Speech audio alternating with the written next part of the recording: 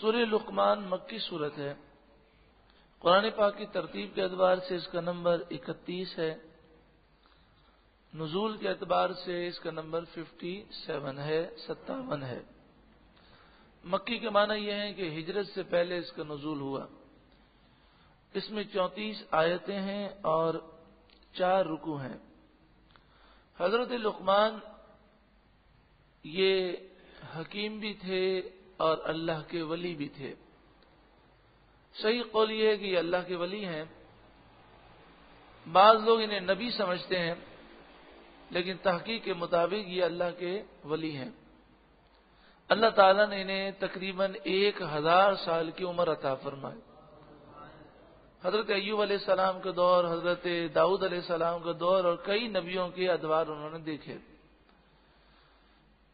آپ کو اللہ تعالیٰ نے حکیم بنایا، یعنی حکمتیں عطا فرمائی۔ حکیم 2 معنی میں آپ تھے، آپ دانا تھے، حکمت کی باتیں ارشاد فرماتے ہیں، اور ان معنی میں بھی حکیم تھے کہ آپ لوگوں کا علاج بھی کیا کرتے۔ اللہ تعالیٰ نے آپ کو یہ کرامت عطا فرمائی کہ جب آپ کسی جڑی بوٹی کو اپنے ہاتھ میں لیتے تھے تو آپ کو تحقیقات کی ضرورت نہ ہوتی تھی، وہ جڑی بوٹی خود کہہ دیتی تھی کہ میں اس مرض کا علاج ہوں۔ آپ ایک شخص کے غلام تھے۔ وہ غلام، وہ آقا جو ہے وہ آپ سے بڑی محبت کرتا تھا اور آپ کی باتیں بڑی شوق سے سنتا تھا کہ باتیں بڑی حکمت بھری ہوتی تھیں۔ آقا کی عادت تھی کہ وہ اور غلاموں پر آپ کو ترجیح دیتا، اور کبھی بھی کوئی چیز آتی تو پہلے وہ آپ کو کھلاتا۔ ایک دن ککڑی یا اس طرح کی کوئی چیز تھی تو آقا نے آپ کو دی تو آپ نے بڑے شوق سے کھائی۔ تو جب اس نے آپ کا اتنا زیادہ شوق دیکھا تو اور کھلائی، مزید شوق کا اظہار کیا، یہاں تک کہ وہ کھلاتا رہا۔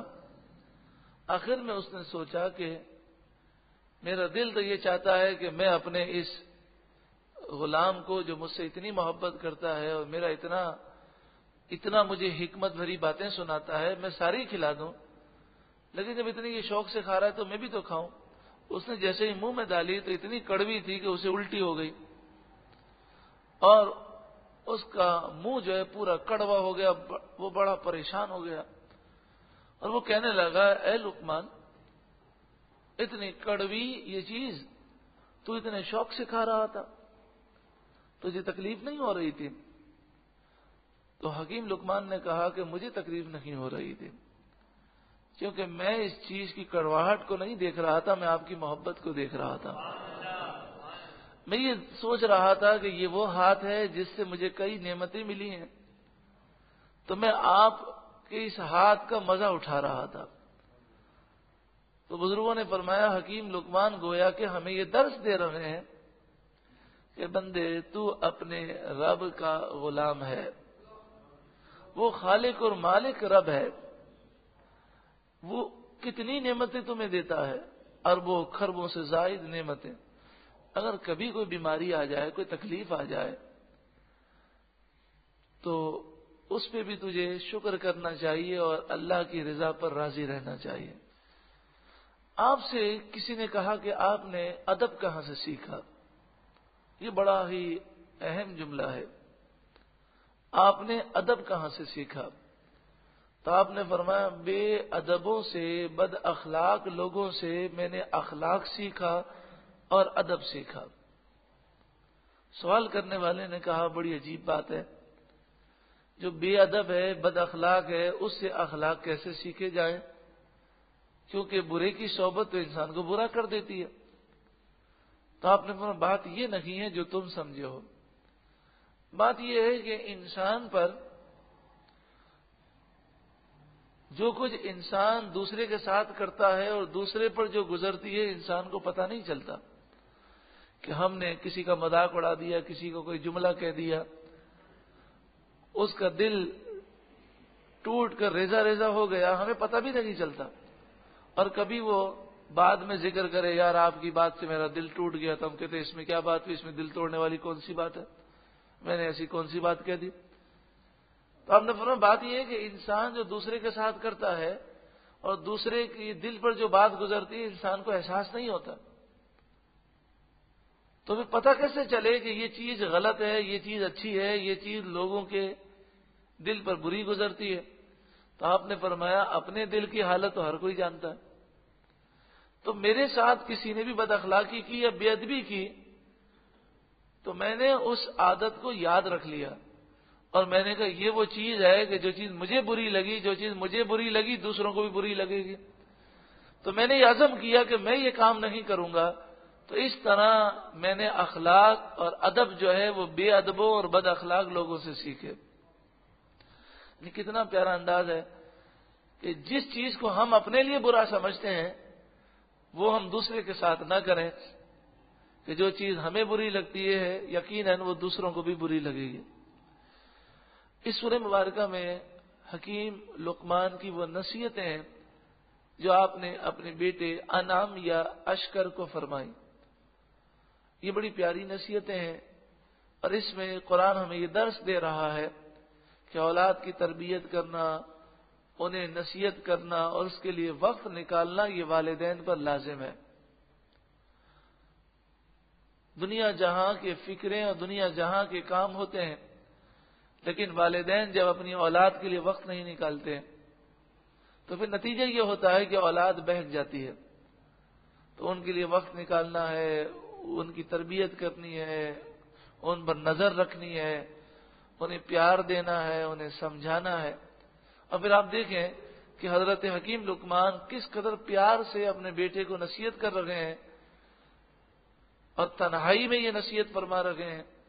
گویا کہ قرآن یہ درس دے رہا ہے، احادیث طیبہ ہمیں یہ بتا رہی ہیں کہ نصیحت کا جو انداز ہے وہ محبت سے اس کی ابتدا ہوتی ہے. اور اس طرح ہمیں کسی کو نصیحت کرنی چاہیے کہ وہ یہ سمجھے یہ میری محبت میں بات کر رہا ہے، کوئی اسے مجھ سے بغض، دشمنی یا وہ مجھے ذلیل نہیں کر رہا. لیکن آج ہمارے یہاں معاملہ یہ ہوتا ہے کہ اپنے بچے کو 4 آدمیوں کے سامنے ذلیل کر دیں گے بلا وجہ. امام صاحب کے پاس بھی لے جائیں گے تو امام صاحب کے سامنے بچے کے سامنے کہیں گے بڑا تنگ کرتا ہے، دم کر دیں حضرت.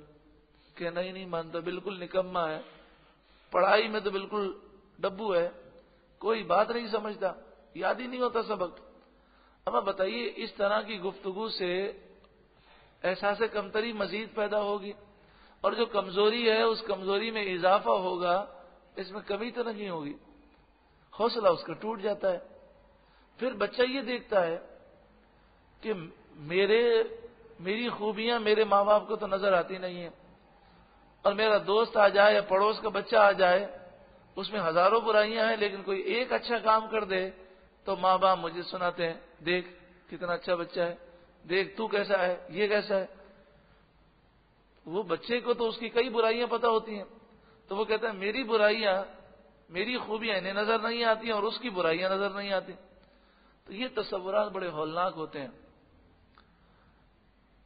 جس طرح ہمارے اندر عزت نفس ہے، ہمیں کوئی 4 آدمی کے سامنے نصیحت کرے تو ہم اپنی بے عزتی محسوس کرتے ہیں، تو بچے کا بھی عزت نفس ہے اور اسے مجروح نہیں کرنا چاہیے، ورنہ پھر بچہ بے باک ہو جاتا ہے، نڈر ہو جاتا ہے اور پھر برائی کرنے کے اندر اسے ذرا بھی شرم نہیں آتی، وہ بے شرم ہو جاتا ہے.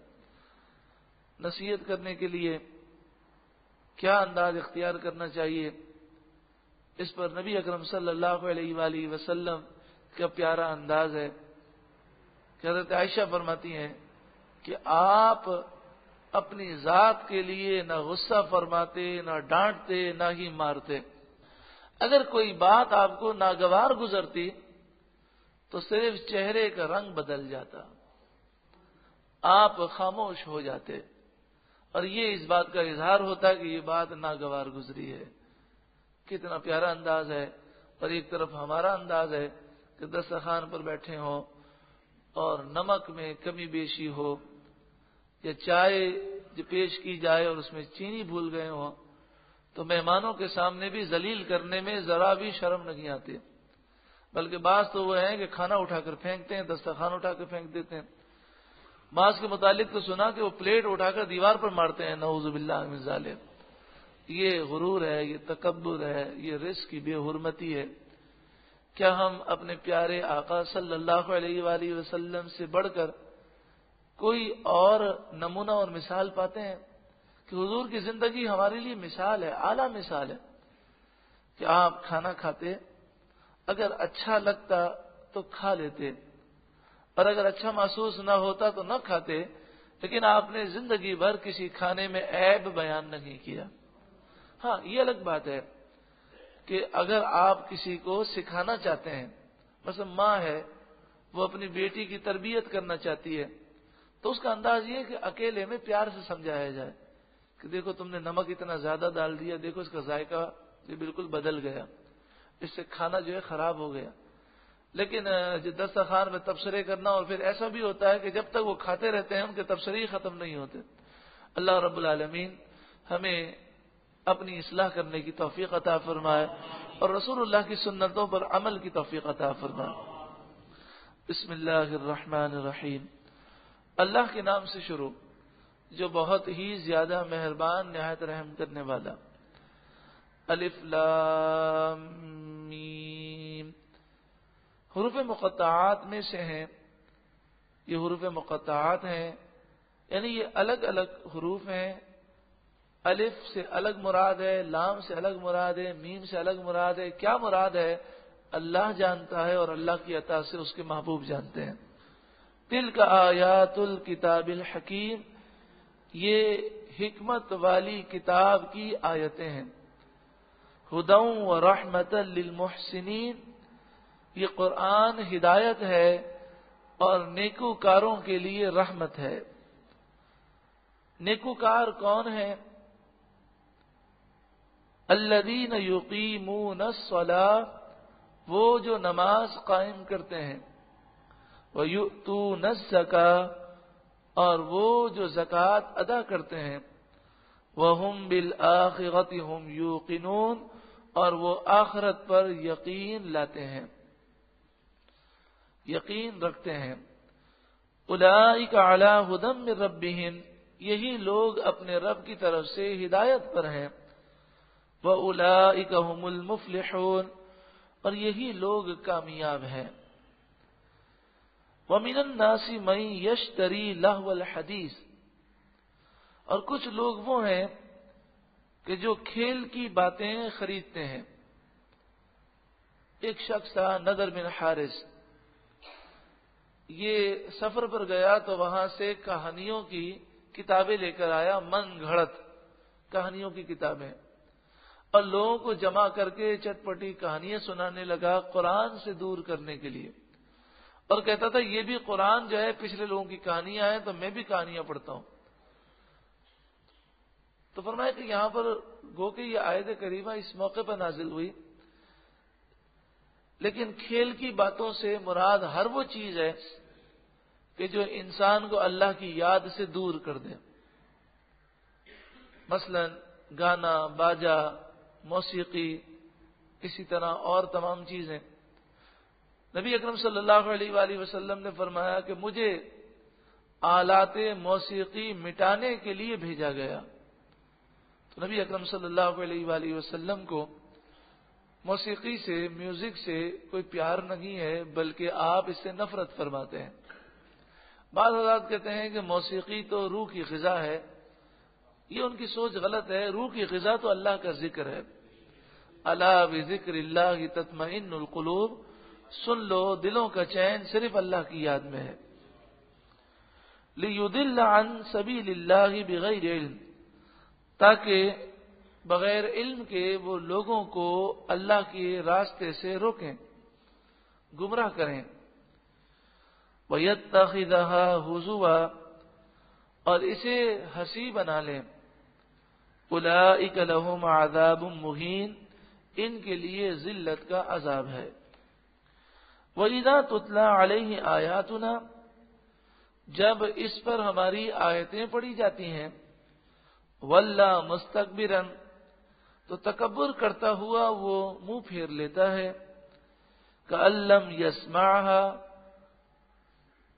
گویا کہ اس نے اس کلام کو سنا ہی نہیں.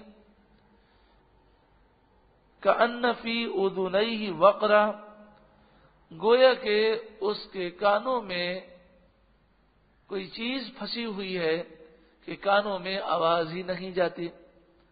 فبشرہ بعذاب علیم، تو اسے دردناک عذاب کی خوشخبری سنا دو.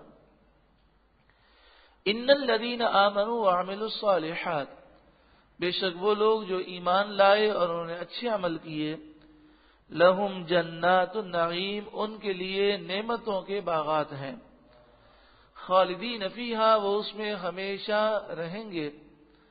وعد اللہ حقا، یہ اللہ کا سچا وعدہ ہے. وہو العزیز الحکیم، اور وہی غالب حکمت والا ہے. خلق السماوات بغیر عمد ترونہا، اللہ تعالی نے آسمان کو ستونوں کے بغیر پیدا فرمایا، ایسے ستون نہیں ہیں جنہیں تم دیکھ سکو. وَأَلْقَى فِي الْأَرْضِ رَوَاسِيَ، اور اللہ نے زمین میں لنگر ڈالے یعنی پہاڑ بنائے. أَن تَمِيدَ بِكُمْ، تاکہ زمین تمہیں لے کر کانپنے نہ لگے. وَبَثَّ فِيهَا مِن كُلِّ دَابَّةٍ، بث کے معنی پھیلا دیا، دابہ معنی جانور. اللہ تعالیٰ نے زمین پر ہر قسم کے جانوروں کو پھیلا دیا. وَأَنزَلْنَا مِنَ السَّمَاءِ مَاءً، اور ہم نے آسمان سے پانی نازل کیا. فَأَنبَتْنَا فِيهَا مِن كُلِّ زَوْجٍ كَرِيمٍ، پھر ہم نے اس پانی کے ذریعے ہر نفیس جوڑا اس زمین میں اگایا. کتنے خوبصورت پھول، پھل، پودے اور درخت اللہ نے پیدا کیے. ھذا خلق اللہ، یہ وہ ہے جو اللہ نے پیدا کیا ہے، یہ اللہ کا بنانا ہے. جو اللہ نے بنایا ہے یہ تو اللہ کا بنایا ہوا ہے. فَأَرُونِي مَاذَا خَلَقَ الَّذِينَ مِن دُونِهِ، تم مجھے دکھاؤ وہ مخلوق جو تمہارے جھوٹے خداؤں نے بنائی ہے. بل الظالمون فی ضلال مبین، جب تمہارے جھوٹے خداؤں نے کسی کو پیدا نہیں کیا تو انہیں خدا کیوں مانتے ہو؟ بلکہ ظالم کھلی گمراہی میں مبتلا ہیں.